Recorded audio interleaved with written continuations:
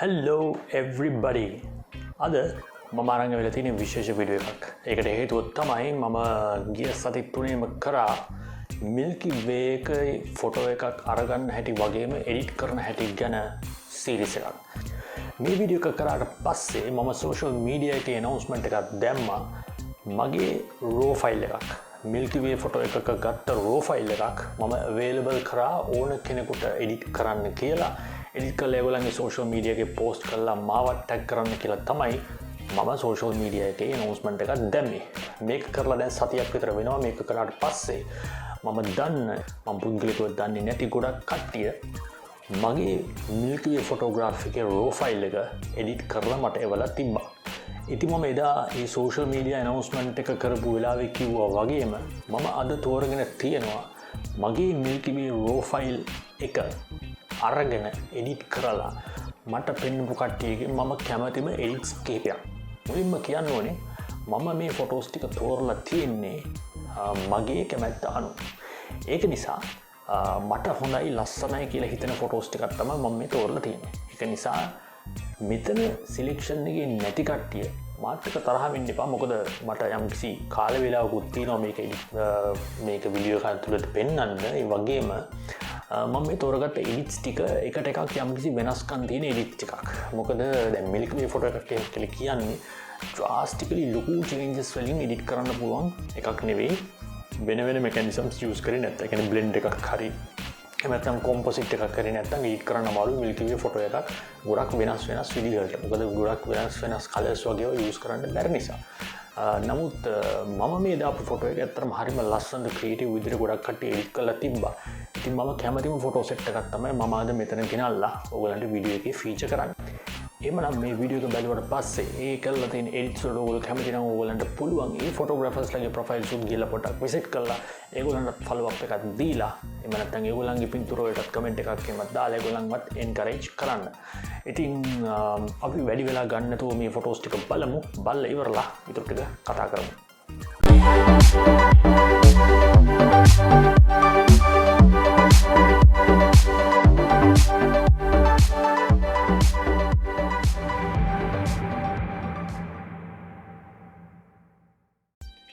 දැන් මෙන්න මේක තමයි මම එඩිට් කරන්න දුන්න ඔරිජිනල් raw ෆයිල් එක. දැන් අපි බලමු මම චූස් කරපු පළවෙනි ෆොටෝ එක මොකක්ද කියලා එඩිට් එකෙන් පස්සේ.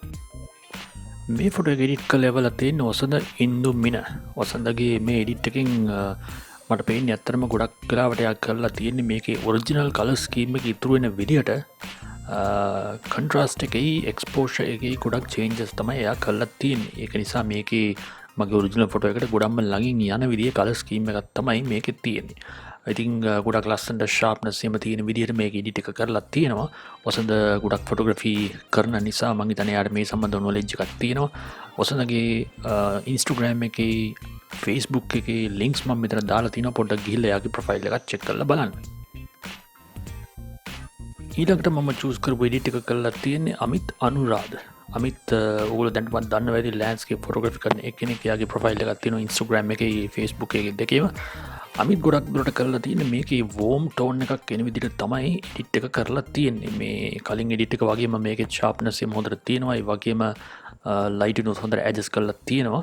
ඒ වගේම එයා ක්‍රොප් එකක් කරලා මේක ගොඩක් ස්ක්වයර් කොම්පොසිෂන් එකකටත් වෙනස් කරලා තියෙනවා. දැන් මේක හොඳ එඩිට් එකක් කියලා තමයි මම හිතන්නේ. තවත් වෝම් ටෝන්ස් තියෙන එඩිට් එකක් තමයි මේ තියෙන්නේ. මේක කරලා තියෙන පසිඳු ගමගේ. පසිදුගේ එඩිට් එකේදීත් එයා ලොකු ක්‍රොප් එකක් කරලා තියෙනවා. ෆොටෝ එක ඇත්තටම ලෑන්ඩ්ස්කේප් එකේ ඉඳලා පෝර්ට්‍රේට් ඔරියන්ටේෂන් එකට වෙනස් වෙන ලෙවල් එකේ ක්‍රොප් එකක් එයා කරලා තියෙනවා. ඒ වගේම ලස්සනට අහසේ ඩීටේල් එක අරගෙන තියෙනවා. ගොඩක්ම Milky Way එකට අමතරව අනික් ස්ටාර්ස් වල ඩීටේල් උත් ගොඩක්ම එළියට එන විදිහට තමයි මෙයාගේ එඩිට් එක කරලා තියෙන්නේ.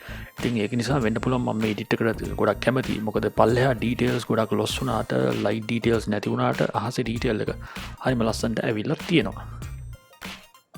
හරි මම දැන් පොඩ්ඩ කෝල් ටෝන්ස් තියෙන එඩිට්වලට යනවා මේ එඩිට් එක කරලා තියන්නේ තරින්දු උදයංග එයාගේ එඩිට් එක දෝගලන්ට පේන වැඩි ලස්සනට මේක ටෝන් එක කෝල් ටෝන් එකට වෙනස් කරලා පොඩි පර්පල් ගතියකුත් ඇඩ් කරලා තියෙනවා ඒක නිසා කලින් වෝම් ටෝන්ස් වලට වැඩි අමුතුම වෙනස් ගතියක් තමයි මේ ටෝන් එකේ තියෙන්නේ ඒ වගේම මෙයා පික්චර් එකේ උඩ සහ පල්ලෙහා කියන දෙකේම ලයිට් සජෙස්ට් කරලා ගොඩක් ඩීටේල්ස් එළියට එන විදියට එඩිට් කරලා තියෙනවා ඒකෙදි ගොඩක් දුරට සමහර ඩීටේල්ස් ලොස් වෙලා තියෙනවා ඒ වුණාට ෆොටෝ එකේ ලයිට් වල ඇඩ්ජස්ට්මන්ට්ස් වල බැලන්ස් එකක් නම් මට පේනවා ඒකින්ද මේ එඩිට් එක මම තෝරගත්ත ෆීචර් කරන්න ඕනේ කියලා. මේ කෝල් ටෝන් එඩිට් එක කරලා තියෙන්නේ යෝෂික කෙහෙල් පන්නල. ඔයගොල්ලෝ දන්නවා ඇති සෝෂල් මීඩියා එක දන්නවා නම් එයා සාමාන්‍යයෙන් නයිට් ෆොටෝග්‍රැෆි, ලොන් එක්ස්පෝෂර් ෆොටෝග්‍රැෆි වලට කැමැත්තක් දක්වන ලෑන්ඩ්ස්කේප් ෆොටෝග්‍රැෆර් කෙනෙක්.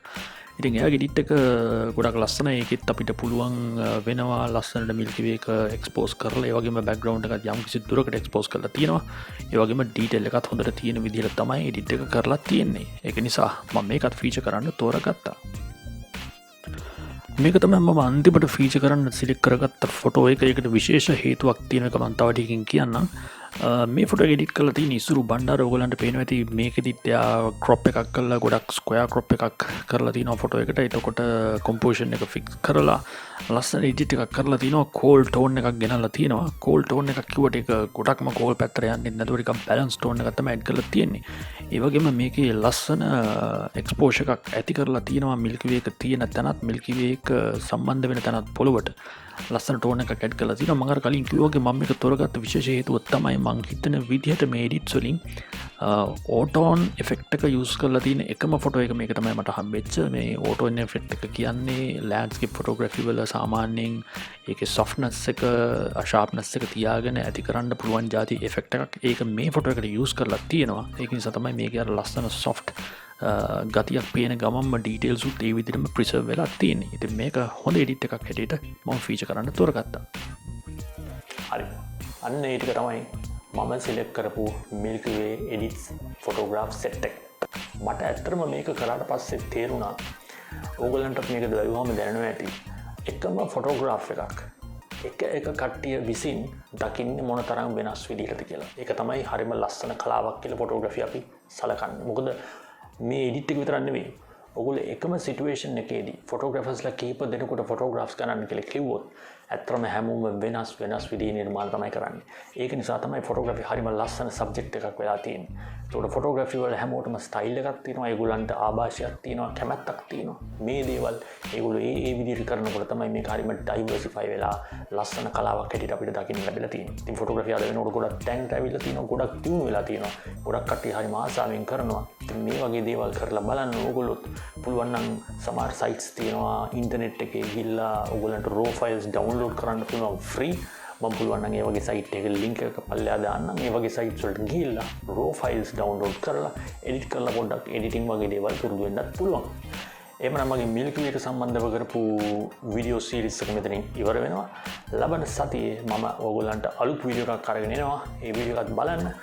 මේ වෙනකොටත් මාව සබ්ස්ක්‍රයිබ් කරලා නැත්නම් සබ්ස්ක්‍රයිබ් කරන්න අමතක කරන්න එපා. මොකද මගේ වීඩියෝ එකක් දාපු ගමන් ඕගොල්ලන්ට ඒක ඉක්මනටම බලා ගන්න පුළුවන්.